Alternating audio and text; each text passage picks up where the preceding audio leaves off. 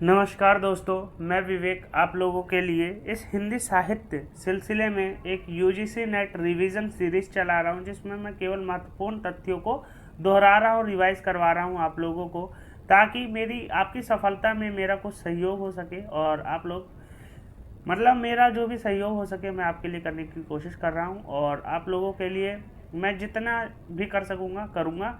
तो आइए बिना देर किए हम इसको शुरू करते हैं और चीज़ों को जानते हैं। देखिए क्या है कि देखिए कानों में कंगना, जैसा कि ये कहानी लगी हुई है कानों में कंगना, इसको देख लेते हैं। कानों में कंगना के रचनाकार कौन है? राजा राधिका रमन प्रसाद सिंह, और इसका प्रकाशन वर्ष है 1913 ईस्वी, और इसका जो प्रकाशन हुआ था इंदु पत्रिका में प्रकाशित हुआ था। वहीं देखिए इसकी अन्य बातों को भी देख लेते हैं।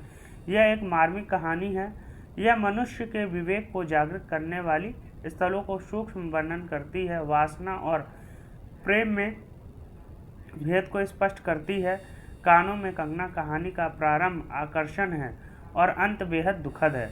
यह कहानी स्त्री की स्थिति स्वतः जाहिर करती है। वहीं देखिए कानों में कंगना कहानी के पात्र देखिए पूछे जाते हैं कि कानों में कंगना कहानी है उसके पात्र कौन कौन है।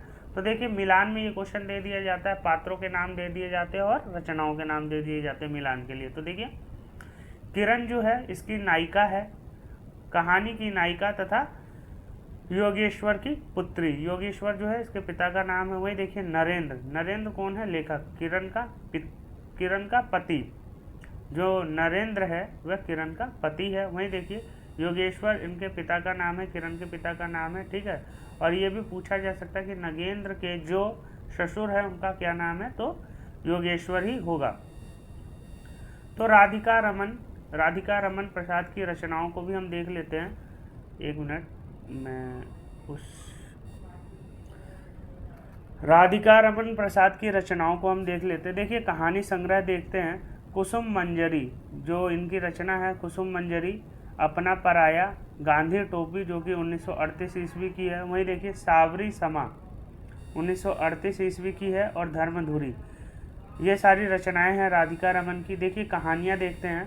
गांधी टोपी जो है 1938 ईस्वी की कहानी है। सावरी समा 1938 ईस्वी की है। नारी क्या एक पहेली 1951 ईस्वी की है।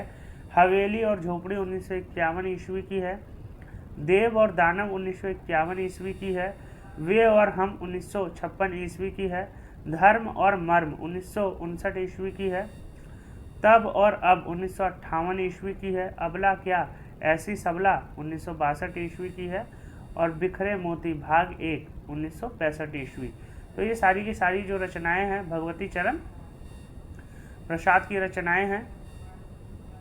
राधिका रमन की रचनाएं हैं, ठीक है, जिनकी रचना है कानों में कंगना। तो इनकी रचनाएं हैं। और देखिए जो गद्य काव्य है, गद्य काव्य क्या है? नवजीवन और प्रेम लहरी, यह भी इन्हीं की रचनाएं हैं। और देखिए और चीज़ें, दुनिया का सबसे अनमोल रत्न, इस कहानी के लेखक मुंशी प्रेमचंद हैं। जैसा कि आपको पता होगा कि जो ये कहानी है दुनिया का सबसे अनमोल रत्न, यह प्रेमचंद की कहानी है। और यह जो कहानी है इसमें दुनिया का सबसे अनमोल रत्न जो माना जाता है वह क्या माना जाता है? एक जो वीर व्यक्ति होता है, मतलब एक योद्धा, अपने देश के लिए मरने वाला जो योद्धा होता है उसका खून जो बहता है उसी को सबसे अनमोल रत्न माना जाता है, ठीक है। इसमें 3 रत्न लाके देता है जो इस कहानी का नायक होता है। पहला एक प्रेमी का आंसू, दूसरा एक प्रेमी का राख लाके देता है, और तीसरा एक देश प्रेमी के जो वो खून होता है उसको लाके देता है। तो दुनिया को जो सबसे अनमोल रत्न माना जाता है वह एक देश प्रेमी के खून को माना जाता है, मतलब उसका जो रक्त है वह सबसे ज़्यादा अनमोल है। वहीं देखिए प्रेमचंद जी की कहानी संग्रह देखिए क्या क्या है। सप्त सरोज 1917 ईस्वी की है। प्रेम पूर्णिमा 1918 ईस्वी की है। प्रेम पच्चीसी 1923 ईस्वी की है। प्रेम प्रसून 1924 ईस्वी की है। प्रेम द्वादशी 1926 ईस्वी की है। सप्त सुमन 1930 ईस्वी की है। कफन 1936 ईस्वी की है, और कफन ही इनका लास्ट और अंतिम संग्रह, कहानी संग्रह भी माना जाता है। लाल पान की बेगम, इस कहानी के लेखक फणीश्वरनाथ रेणु हैं। लाल पान की बेगम जो है फणीश्वरनाथ रेणु की है। एक आंचलिक कहानी के रूप में हम देख सकते हैं। देखिए क्या है, कहानी संग्रह इनका कौन कौन सा? ठुमरी ठुमरी में 1969 ईस्वी, ठुमरी जो इनका संकलन है, कहानी संकलन है, वह 1969 ईस्वी में प्रकाशित हुआ। वहीं देखिए आदिम रात्रि की महक 1967 ईस्वी, अग्निखोर 1973 ईस्वी, एक श्रावणी दोपहर की धूप 1984 ईस्वी और अच्छे आदमी 1986 ईस्वी। देखिए वहीं यह भी पूछा जाता है कि जो फणीश्वरनाथ रेणु है इनका जन्म कब हुआ, तो 1921 ईस्वी में इनका जन्म माना जाता है। आकाशदीप जो कि 1928 की रचना है। देखिए इस कहानी के लेखक जयशंकर प्रसाद हैं।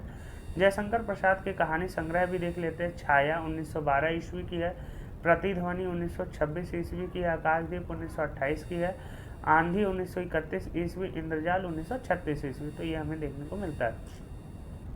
मुर्दैया जो कि तुलसीराम की रचना है और 2010 और 2014 दो भागों में ये संकलित है। पहला है मुर्दैया, दूसरा है मणिकर्णिका। तो मुर्दैया का जो प्रकाशन वर्ष है वो 2010 है और यह आत्मकथा एक दलित आत्मकथा है जिसमें केवल दलितों की ही बात की गई है। देखिए मुर्दैया आत्मकथा दो भागों में है, मुर्दैया 1910 में, मणिकर्णिका 2014 में। मुर्दैया 7 भागों में विभाजित है। देखिए ये भी पूछा जाता है कि जो मुर्दैया है वह कितने भागों में विभाजित किया गया है, तो 7 भागों में विभाजित है। पहला है भूतही पारिवारिक पृष्ठभूमि, दूसरा है मुर्दैया तथा स्कूली जीवन, तीसरा है अकाल में अंधविश्वास, चौथा है मुर्दैया के गिद्ध तथा लोक जीवन, पांचवा है भूतनिया नागिन, छठा है चले बुद्ध की राह और सातवां है आजमगढ़ में फाका कशी। देखिए इसको आप सीरीज से याद कर लीजिए क्योंकि सीक्वेंस भी पूछा जाता है कि कौन सा जो वो है मतलब टॉपिक पहले है। तो ठीक है, तो मुर्दैया के 7 भाग है तो 7 भाग आपको सीरीज से याद होने चाहिए ताकि आप उत्तर अच्छा दे पाएँ। वहीं देखिए तुलसीराम की रचनाओं को देख लेते हैं।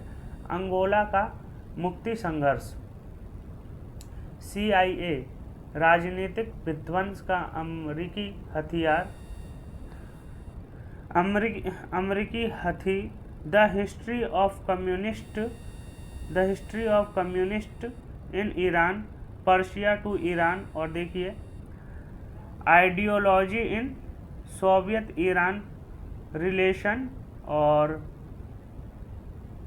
लेनिन स्टालिन इत्यादि इनकी प्रमुख रचनाएं हैं। लेनिन और स्टालिन पे इन्होंने अपनी रचनाएं लिखी हैं। प्रमुख रचनाओं के अंतर्गत मानी जाती है तुलसीराम की। वहीं देखिए तुलसीराम का जीवन देखेंगे। इनका जो जन्म है 1 जुलाई 1949 ईस्वी। देखिए इनके जन्म के पीछे इनका जो डेट ऑफ बर्थ है इसके पीछे भी कहानी है कि जब ये एडमिशन लेने गए थे तो इनके पापा से पूछा गया कि इसका जो डेट ऑफ बर्थ है क्या है, तो इनके पापा ने बताया था जेठ है। तो जेठ का मतलब उस टाइम यही है कि मतलब कोई डेट पता नहीं होती थी पहले माँ बाप को, तो जो टीचर था वो 1 तारीख ही लिख दिया करता था, 1 जून। ठीक है, तो इनका जो 1 जुलाई है, 1 जुलाई उस टाइम से ही डेट ऑफ बर्थ मानने जाने लगा और ये स्टार्ट हो गया और इनकी जो डेट ऑफ बर्थ है यही हो गई। तो ये भी प्रश्न पूछा जा सकता है कि मतलब इनका जो डेट ऑफ बर्थ है वह कैसे 1 जुलाई 1949 माना जाता है। इन्होंने ज्ञान कल्लोलिनी नामक ग्रंथ का प्रणयन किया। वहीं देखिए तुलसीराम ने कृष्ण कथा का छंदोबद्ध वर्णन किया है। दलित समुदाय में पैदा होने के चलते इनके बचपन का चित्र मान्यताओं और बंधनों से जूझने के साथ ही सामाजिक आर्थिक कठिनाइयों में बीता। गरीबी और अभाव इनकी जिंदगी में साई की तरह, लेकिन आरंभिक जीवन में उन्हें जो आर्थिक, सामाजिक और मानसिक पीड़ा झेलनी पड़ी उसने उन्हें लेखक बना दिया। मतलब जो इन्होंने संघर्ष किया उसी के कारण ये सफल लेखक के रूप में हमें देखने को मिलते हैं। वही देखिए मैथिली शरण गुप्त जी की गीति काव्य, जो मैथिली शरण है उनके गीति काव्यों को देखते हैं। वैतालिक, प्रकाशन वर्ष वैतालिक का 1916 है। वहीं देखिए स्वदेश संगीत 1925 में इसका प्रकाशन हुआ। वहीं देखिए झंकार 1929 ईस्वी में। और देखिए मैथिली शरण गुप्त की काव्य रचनाएं, जो इनकी काव्य रचनाएं वो क्या है, रंग में भंग 1909, जयद्रथ वध 1910, भारत भारती 1912, किसान 1917, शकुंतला 1923, पंचवटी 1925, झंकार 1929, विकट भट्ट 1929, साकेत 1931। और साकेत जो है इनकी सबसे ज़्यादा महत्वपूर्ण रचना मानी जाती है 1931 की, यशोधरा 1933 और द्वापर 1936। देखिए साकेत में लक्ष्मण की जो पत्नी है उसका वर्णन है, और यशोधरा जो है बुद्ध की जो पत्नी है उसका वर्णन किया गया हुआ है। ठीक है, तो यह भी पूछा जा सकता है कि साकेत में किसका वर्णन है और यशोधरा कौन थी, तो यह भी पूछा जा सकता है, तो इसको आप याद कर लीजिए। सिद्धराज 1936 ईस्वी की रचना है। वहीं देखिए जय भारत 1952 ईस्वी, विष्णु प्रिया 1957 ईस्वी, अर्जुन और विसर्जन अर्जुन और विसर्जन, और रत्नावली जो है मैथिली शरण गुप्त की अंतिम रचना के अंतर्गत मानी जाती है। वहीं देखिए गीति नाट्य देखते हैं हम, चंद्ररास, तिलोत्तमा, अनघ, ये इनकी रचनाएं हैं गीति नाट्य में। और देखिए प्रसिद्ध कविताएं कौन कौन सी है, जैमिनी, किसान, हिंदू, स्वदेश गीत, वन वैभव, ये इनकी प्रसिद्ध कविताएं हैं, जैमिनी, किसान, हिंदू और स्वदेश गीत, तो मैथिली शरण की प्रमुख गीत हैं। और देखिए यशोधरा 1933 है इसकी रचना का समय, गौतम बुद्ध के गृह त्याग पर आधारित है। मैथिली शरण गुप्त जी ने अपनी रचनाओं में हरि गीतिका छंद का प्रयोग किया। देखिए पूछा जाता है कि जो यशोधरा है उसमें कौन से छंद का प्रयोग किया गया है, हरि गीतिका छंद का प्रयोग किया गया है। गुप्त जी ने माइकल मधुसूदन दत्त की रचनाओं का अनुवाद मधुप उपनाम से किया। यह भी पूछा जाता है कि मधुप उपनाम से कौन अपनी रचनाएं किया करता था, तो मैथिली शरण गुप्त किया करते थे, मधुप उपनाम से रचनाएं किया करते थे। यह दद्दा के नाम से भी विख्यात थे, मैथिली शरण गुप्त को दद्दा भी कहते थे। भारत भारती रचना के कारण महात्मा गांधी ने 1936 ईस्वी में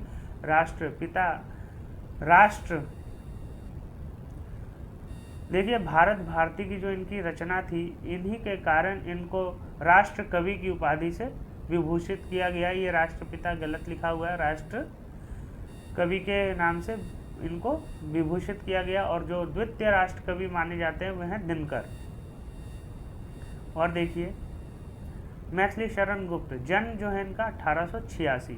देखिए मैथिली शरण गुप्त का जन्म 1886 है, वहीं प्रेमचंद का जो है 1880 है, और 1889 जो है वह जयशंकर प्रसाद का है। तो हमें याद करते चलना चाहिए, चीज़ों को रिवाइज करते चलना चाहिए ताकि जो चीज़ें याद हो जाए।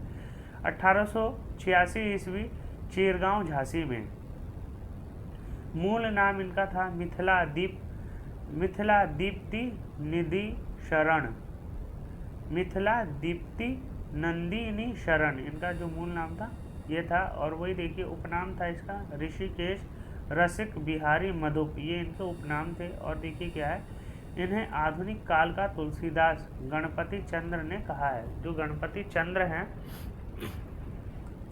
उन्होंने इनको आधुनिक काल का तुलसीदास कहा है। वहीं देखिए प्रथम राष्ट्र कवि इन्हीं को माना जाता है, द्विवेदी युग के प्रतिनिधि कवि हैं। प्रारंभ में गुप्त जी की रचनाएं ब्रजभाषा में वैश्याकारक पत्रिका कोलकाता में जो छपती थी उसमें प्रकाशित होती थी। 1905 ईस्वी में सरस्वती में प्रथम कविता हेमंत, जो सरस्वती में पहली कविता मैथिली शरण गुप्त की छपी वह थी हेमंत, खड़ी बोली में प्रकाशित हुई। वहीं देखिए मेरे आछत तुमको अपने प्राण की फिक्र छी छी, जियोगे तो भीख मांग खाओगे, प्राण देना तो कायरों का काम है। क्या हुआ जो धनमान शब गया, एक जिंदगी हजार ने आमत है। उपयुक्त कथन भारत दुर्दशा नाटक में निर्लज्जता पात्र की। देखिए ये पात्र जो है निर्लज्जता भारत दुर्दशा, जो कि भारतेंदु हरिश्चंद्र की रचना है, इससे लिया गया है। और ये जो कथन है किसका है, निर्लज्जता का है। तो ये कथन भी पूछा जा सकता है कि ये किसका कथन है, तो कथन भी देखते रहना चाहिए हमें। और देखिए क्या है, झंकार कविता का मुख्य लक्ष्य है देशवासियों को उनकी अस्मिता का बोध कराना। तो झंकार जो कविता है उसका मुख्य लक्ष्य क्या है, राष्ट्रीय भावना को जागृत करना। वही देखिए झंकार कविता की जो रचना है मैथिली शरण गुप्त ने की है, विधा क्या है, काव्य है, 1929 ईस्वी की है। वहीं देखिए भारतीय स्वतंत्रता संग्राम का स्वर निसंदेह गुंजारित किया। इन कविता में कवि की देशभक्ति, स्वतंत्रता प्राप्ति की उत्कृष्ट आकांक्षा तथा भारतीय स्वाधीनता आंदोलन की उत्प्रेरणा का स्वर अनुगूंजित है। वहीं देखिए मैथिली शरण गुप्त, इनका जो जन्म है 1886, जैसा कि हमने ऊपर भी देखा था, और मृत्यु उनकी 1964 मानी गई है। द्विवेदी युगीन कवि हैं, द्विवेदी युग के कवि हैं, कहीं आप भारतेंदु युग में लगा दे तो नहीं, द्विवेदी युग के कवि हैं, और रसिकेंद्र नाम से ब्रजभाषा में कविताएं लिखते थे। वहीं देखिए इनका एक और नाम क्या है, रसिकेंद्र नाम से ब्रजभाषा में कविताएं लिखते थे। हमने ऊपर इनका एक और उपनाम देखा था, और ब्रजभाषा में ये रसिकेंद्र नाम से कविताएं किया करते थे। वहीं देखिए किसान जो है, ऊपर हमने 1917 समय देखा था, तो 1917-1918 इसका समय माना जाता है। यशोधरा का 1932 और 1933 दोनों ही माना जाता है, तो आपको जो ऑप्शन में मिले ये लगा देना। और जय भारत का 1952 और विष्णुप्रिया 1957। वहीं देखिए जो भाषा विज्ञान की यूनिट है उससे ये प्रश्न है कि मतलब प्रश्न क्या, उससे मतलब उसका तथ्य है जो ये जो श है, जो जिसको हम दंती श या दांत वाला श, जब हम इस श को बोलते हैं तो जो हमारी जीभ है दांत से टच होती है, तो इसको हम क्या कहते हैं, दंती श।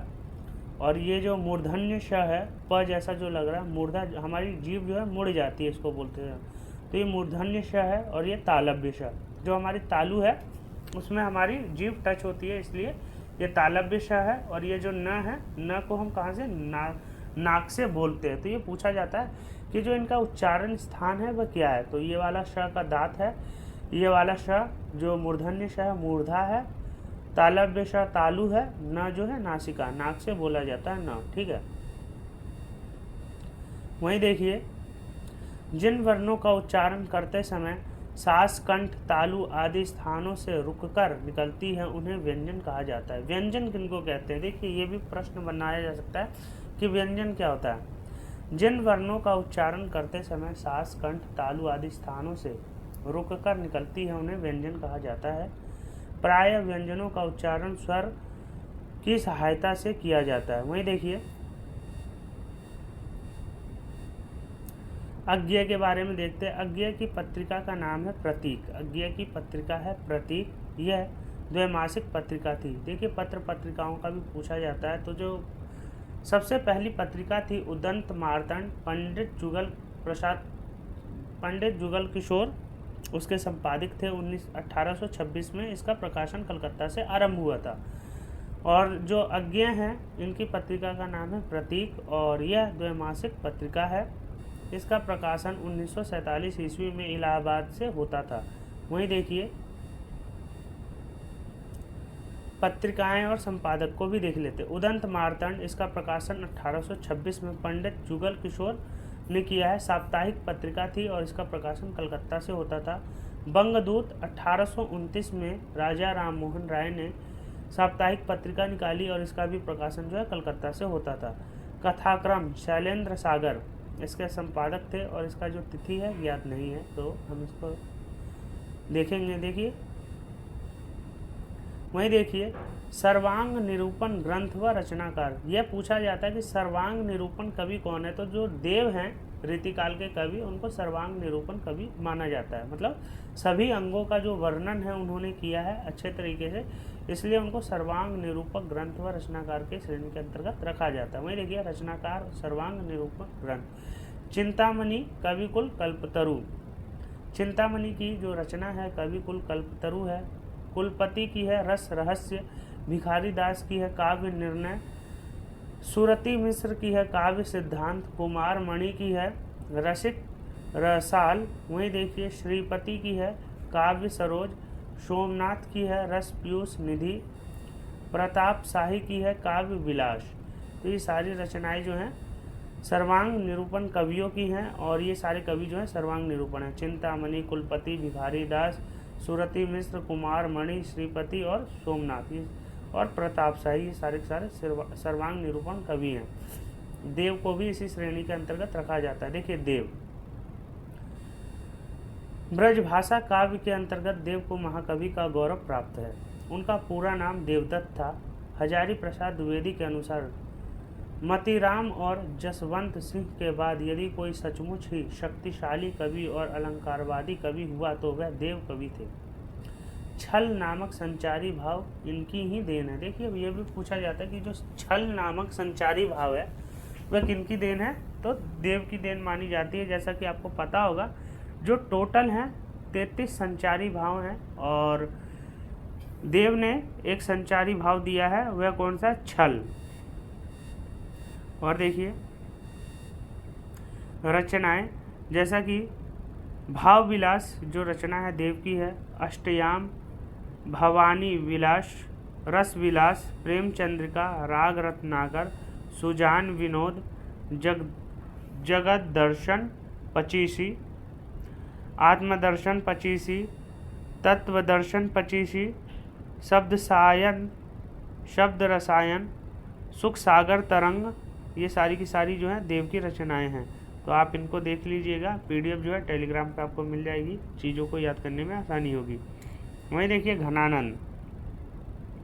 घनानंद रीतिकाल की रीतिमुक्त काव्यधारा के प्रसिद्ध कवि हैं। आचार्य रामचंद्र शुक्ल ने इन्हें साक्षात रस मूर्ति कहा है। मतलब रस मूर्ति कहा है किसने, रामचंद्र शुक्ल ने घनानंद को। कवि घनानंद दिल्ली के बादशाह मोहम्मद शाह के मीर मुंशी थे। भगवान कृष्ण के प्रति अनुरक्त होकर वृंदावन में उन्होंने निम्बार्क संप्रदाय में दीक्षा ली। ये भी पूछा जाता है कि जो कवि थे कौन से संप्रदाय से संबंधित थे, तो जो घनानंद है वह निम्बार्क संप्रदाय से संबंधित थे। इनकी रचनाएं हैं सुजान हित, कृपा कंद निबंध, वियोग वेली, इश्क लता, यमुना यश। देखिए जो घनानंद है इनकी प्रेमिका का नाम क्या था, सुजान था। और कहते हैं कि इन्होंने एक बार राजा के कहने पर भी जो कविता थी नहीं सुनाई थी। वहीं उनकी प्रेमिका ने जब अनुरोध किया, सुजान ने, जो कि एक राज नर्तकी थी, वेश्या थी, उनके कहने पे इन्होंने राजा की तरफ पीठ करके और जो इनकी प्रेमिका थी सुजान, उनकी तरफ मुख कर करके कविता गाई। तो ये बात राजा को बहुत ज़्यादा बुरी लगी, तो उन्होंने उनको राज्य से निकाल दिया और वे वृंदावन में जाके रहने लगे। तो ये चीज़ मतलब बताई गई है। वहीं देखिए प्रमुख पंक्तियाँ क्या हैं।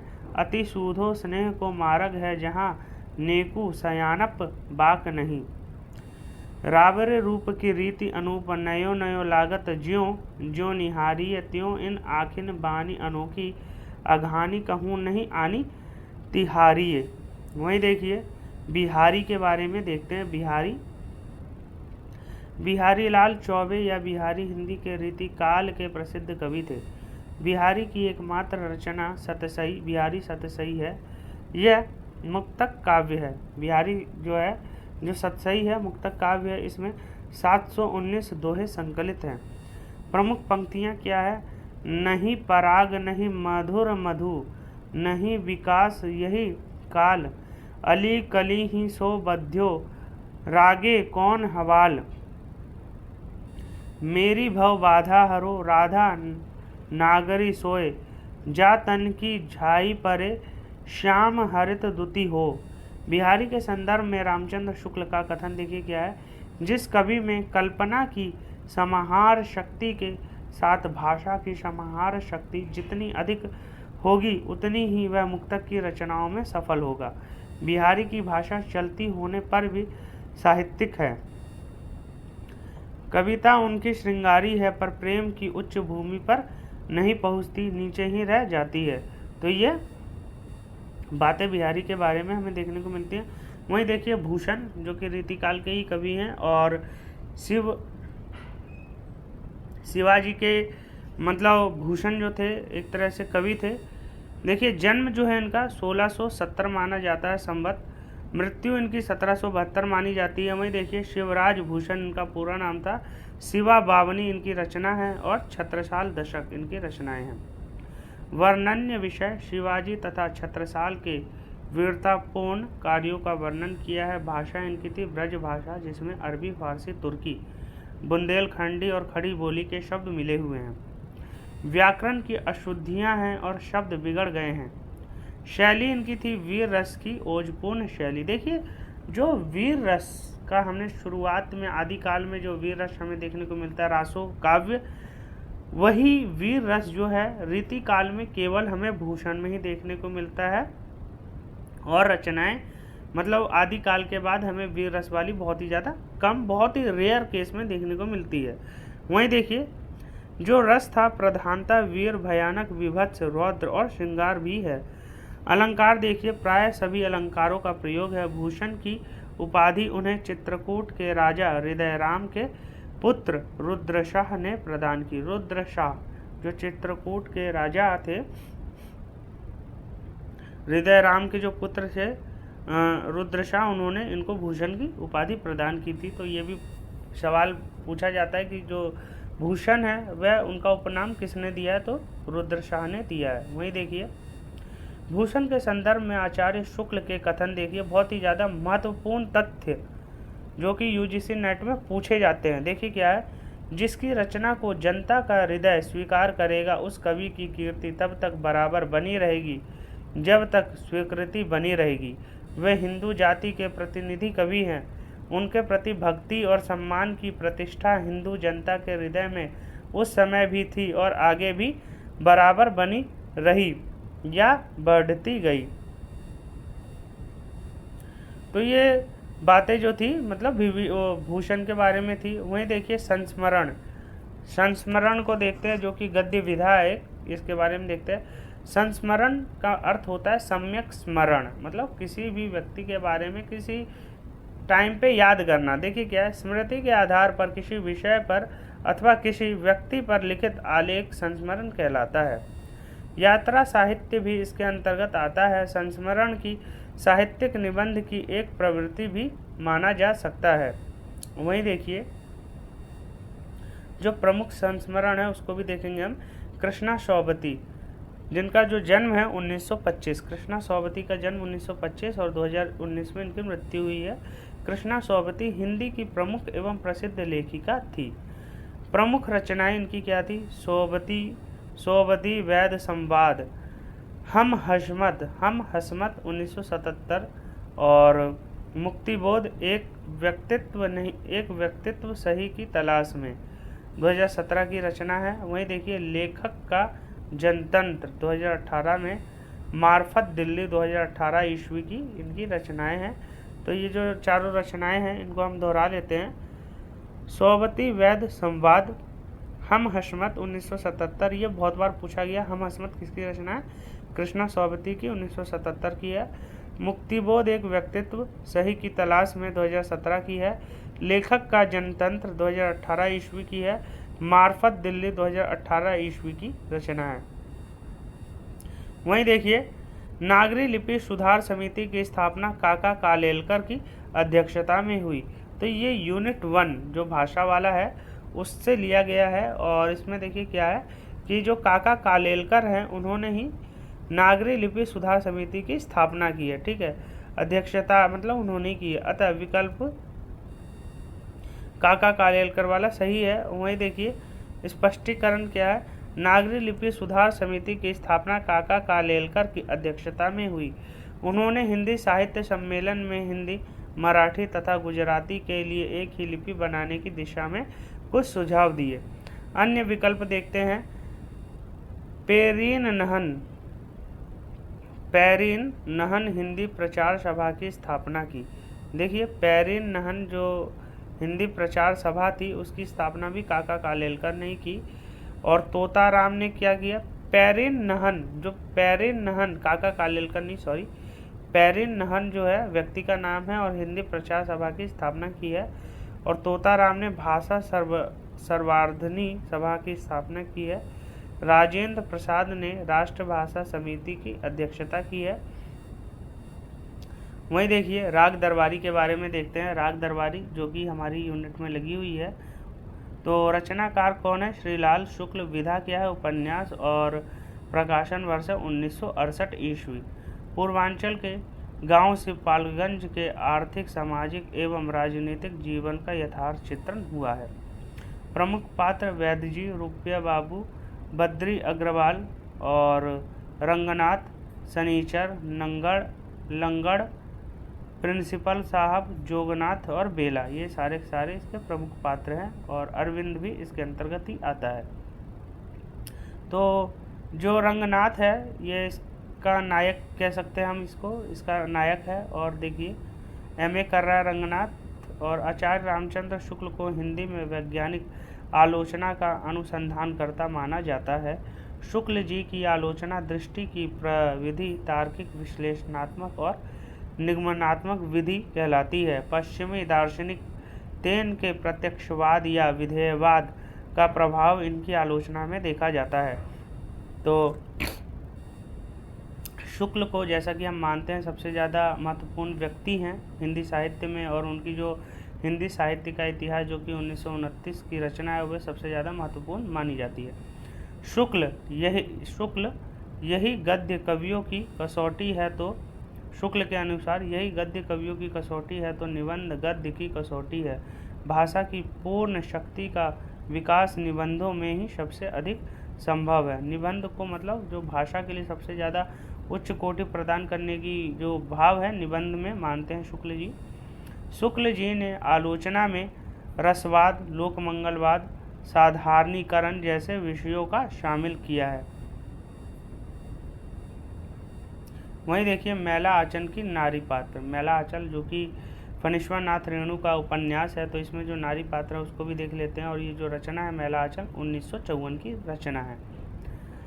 लक्ष्मी, कमला, फुलिया, मंगला देवी और डॉक्टर ममता श्रीवास्तव, ये सारी की सारी जो है इसके मुख्य पात्र हैं। और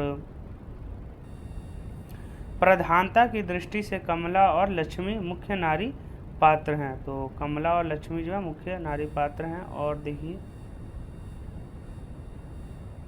मैला आंचल की जो मैंने बताई थी आपको रचना 1954 में हुई है। उपन्यास विधा फणीश्वर नाथ रेणु की है। और डॉक्टर प्रशांत कमली विश्वनाथ मलिक जो कि कमली के पिता हैं। और यह आंचलिक उपन्यास है और इसका जो आंचल है, जो मैरीगंज है, वही इसका नायक है। ठीक है। वहीं देखिए फणीश्वर नाथ रेणु का जो जन्म है 1921 से 1977 माना जाता है। फणीश्वर नाथ रेणु हिंदी के प्रमुख साहित्यकार थे। इनके उपन्यास मैला आंचल को बहुत ख्याति मिली थी, जिसके लिए उन्हें पद्मश्री पुरस्कार से सम्मानित किया गया। तो देखिए ये भी प्रश्न पूछा जाता है कि पद्मश्री जो है फणीश्वर नाथ रेणु को किसके लिए मिला, तो इनको मैला आंचल के लिए मिला था पद्मश्री। ठीक है। वहीं देखिए फणीश्वर नाथ रेणु का जन्म 1921 से 1977। फणीश्वर नाथ रेणु हिंदू के प्रमुख साहित्यकार थे। इनके उपन्यास मैला आंचल के लिए बहुत ख्याति मिली थी, पद्मश्री मिली थी। तो वही सारी चीज़ें हैं। देखिए प्रमुख रचनाएं कौन कौन सी है। मैला आंचल 1954 की है। परती परिकथा 1957 की है। जुलूस दीर्घतपा 1964 की है। कितने चौराहे 1966 की है। कलंक मुक्ति 1972 की है। पलटू बाबू रोड 1979 आदि की रचना हमें देखने को मिलती है। तो देखिए ये जितनी भी मतलब ऑल यूनिट इसके अंदर क्या है, मैं ऑल यूनिट सारी यूनिट को मिक्स करके जो भी इम्पोर्टेंट पॉइंट्स हैं मैं ला रहा हूँ चीज़ों को, ताकि रिवीजन जो है अच्छा हो सके और आपके लिए बहुत ही ज़्यादा उपयोगी हो सके। तो आप लोगों को कैसा लगा कमेंट करके बताइएगा ज़रूर, और लाइक और सब्सक्राइब कर लीजिए। क्योंकि जो रिवीजन से जितनी भी रिलेटेड वीडियोस डलेंगी आपका नोटिफिकेशन मिल जाएगा और आप उसको देखने में सक्षम हो पाएंगे। और अगर आपको इसकी PDF चाहिए तो जो इसका डिस्क्रिप्शन है उसमें टेलीग्राम का लिंक है, आप वहाँ से जाके डायरेक्ट वहाँ चैनल पे ज्वाइन हो सकते हैं। और आपको PDF के लिए 1 रुपये भी पे नहीं करने, वहाँ पे आपको सारी PDF जो इसमें दिखाई जा रही है वह सारी मिल जाएगी। तो मुझे आशा है आप लोगों को बहुत पसंद आया होगा, और आपको जिस भी टॉपिक पे आपको चाहिए आप कमेंट करके बता सकते हैं। मैं कोशिश करूँगा उस पर बनाने की और आपको अच्छा मैटर देने की। तो धन्यवाद, फिर मिलते हैं अगली श्रृंखला में।